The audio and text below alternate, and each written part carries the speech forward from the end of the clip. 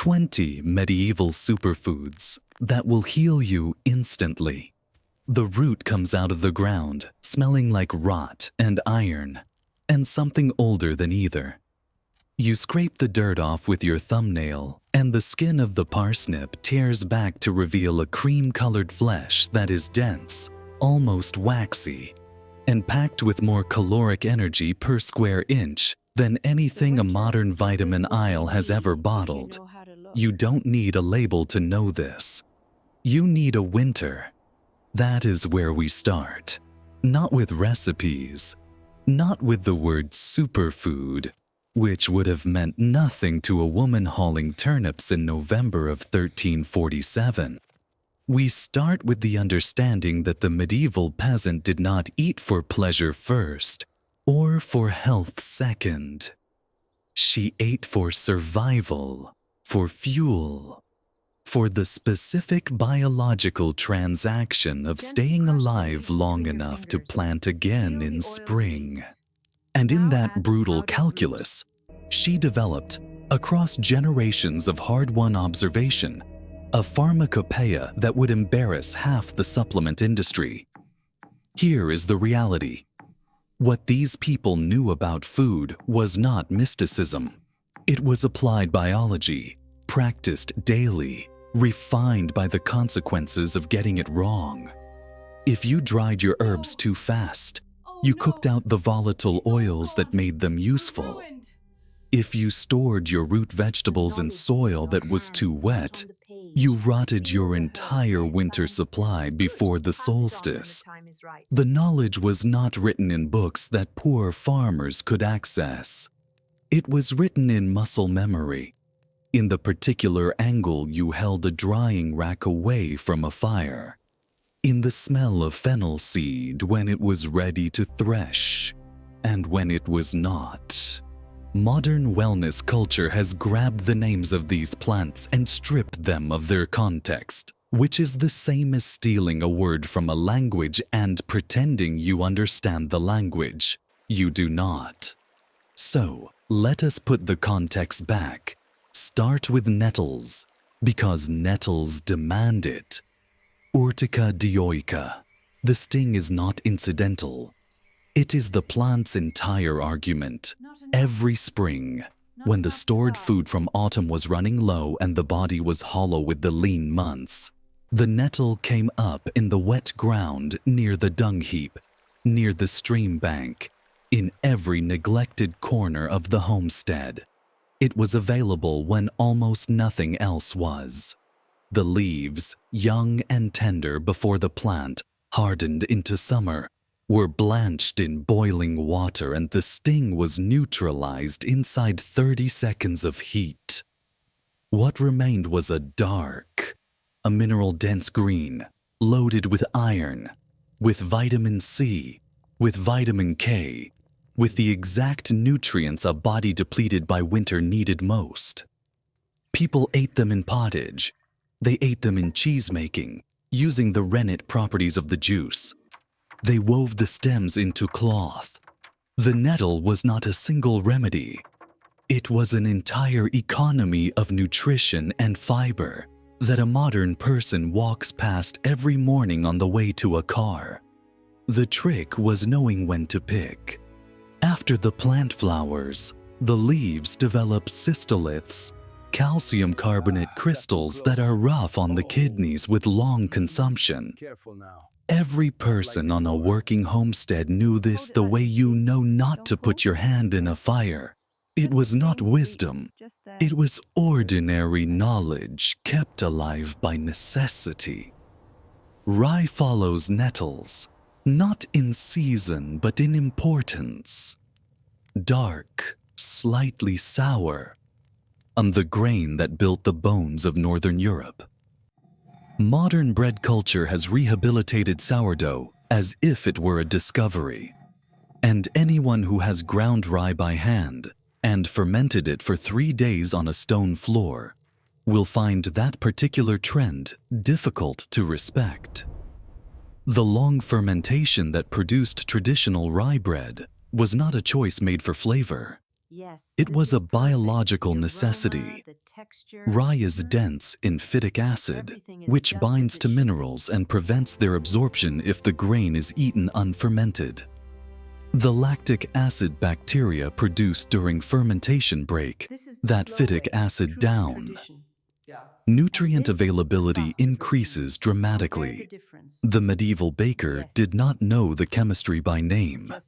She knew it by result. The bread that came from slow fermented dough kept people stronger than the bread that didn't. That knowledge was the knowledge. Horseradish grew near the edges of things, near walls and fence lines, perennial and nearly unkillable. The root, grated raw, produced the fierce eye-watering compound sinigrin, which the body converts to allyl isothiocyanate, a potent antimicrobial. It was used medicinally for chest congestion, for infections, for the kind of winter coughs that could hollow a man out over weeks.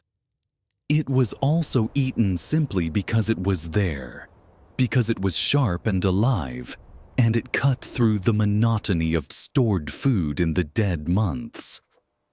The preserved records from monastery gardens show horseradish listed alongside medicinal herbs, not separately from food plants but interchangeably with them, because the distinction was not one medieval people recognized in the way we do.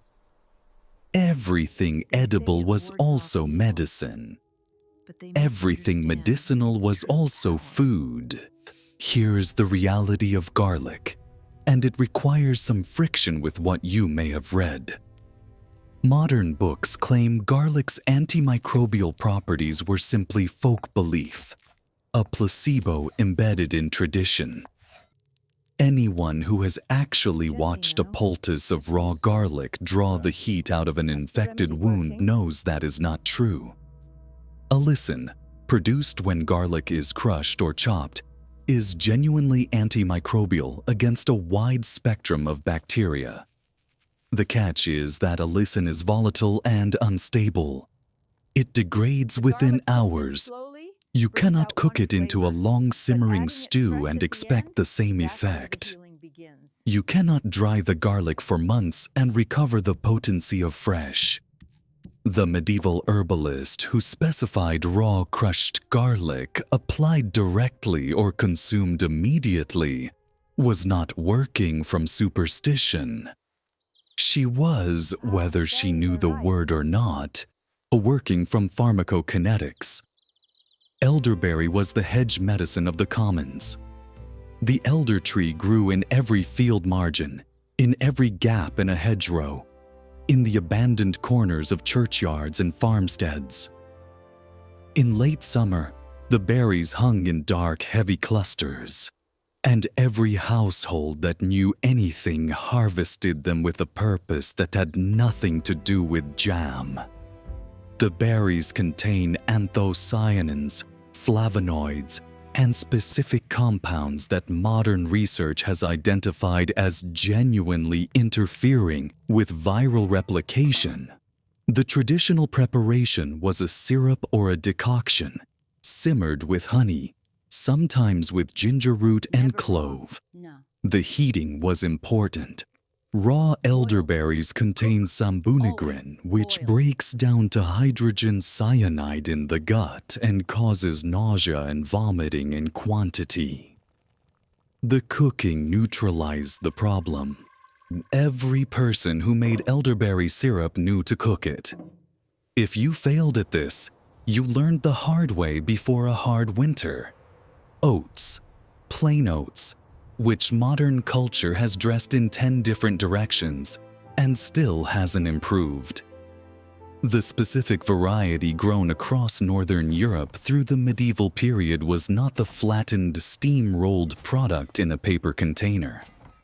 It was a landrace grain, variable, hardy, with a husk that required processing, but a nutritional density, particularly in beta-glucan fiber, that stabilized blood sugar over the long work hours of a medieval day in a way that mattered physiologically.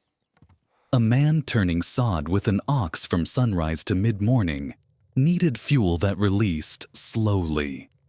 The oat porridge he ate before dawn was not a choice from a cookbook.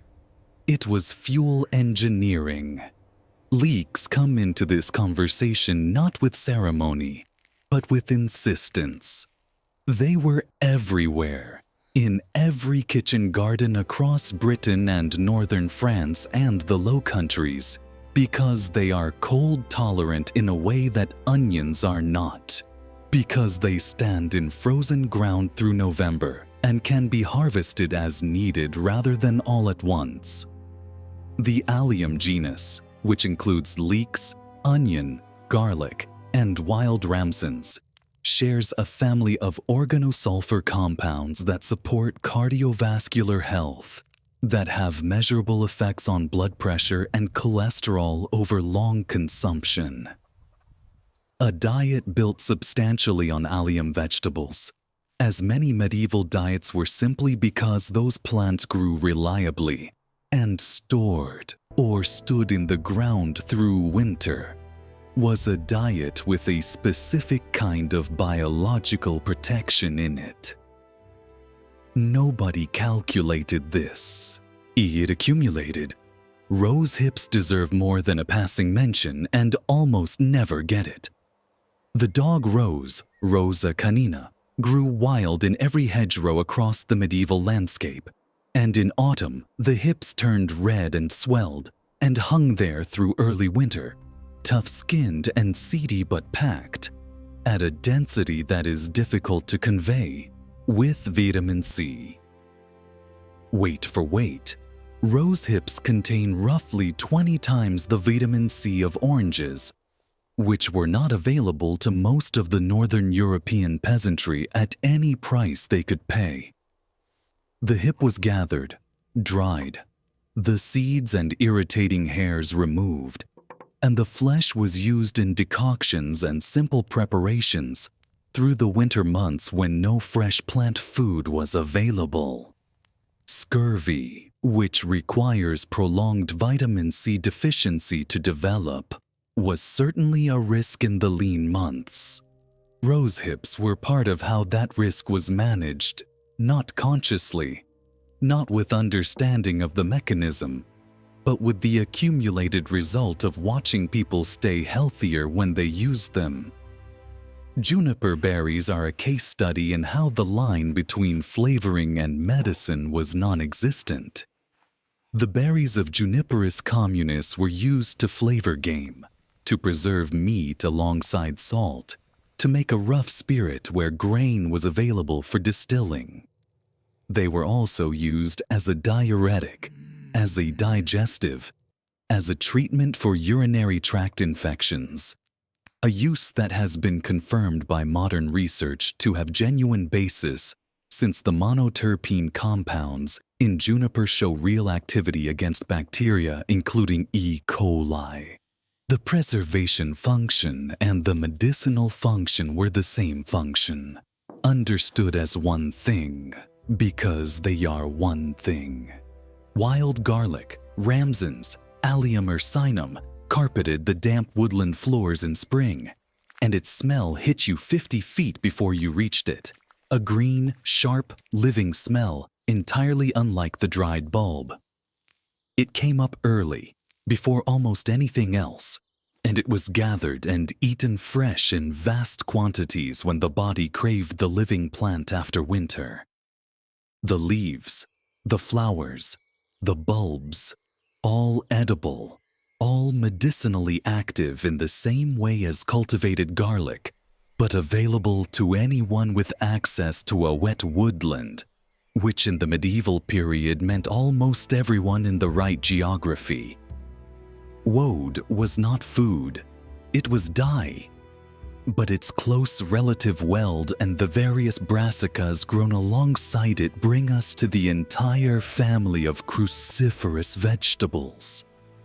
Wild cabbage, turnip tops, mustard greens, watercress gathered from cold spring-fed streams.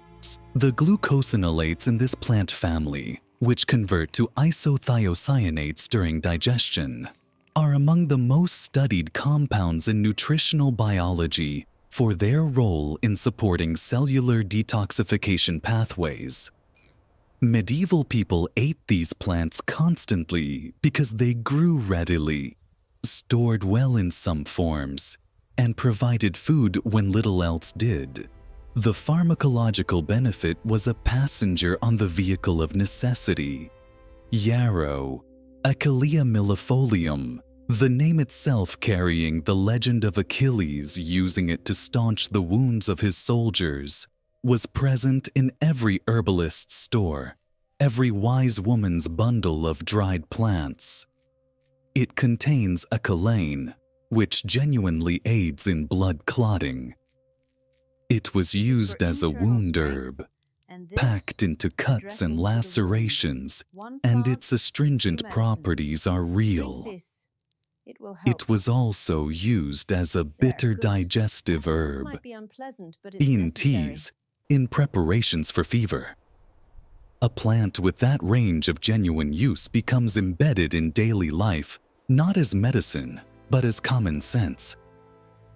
Hawthorn berries, sour and mealy, harvested in late autumn from the thorned hedges that lined every field boundary in England, have a documented effect on cardiovascular function.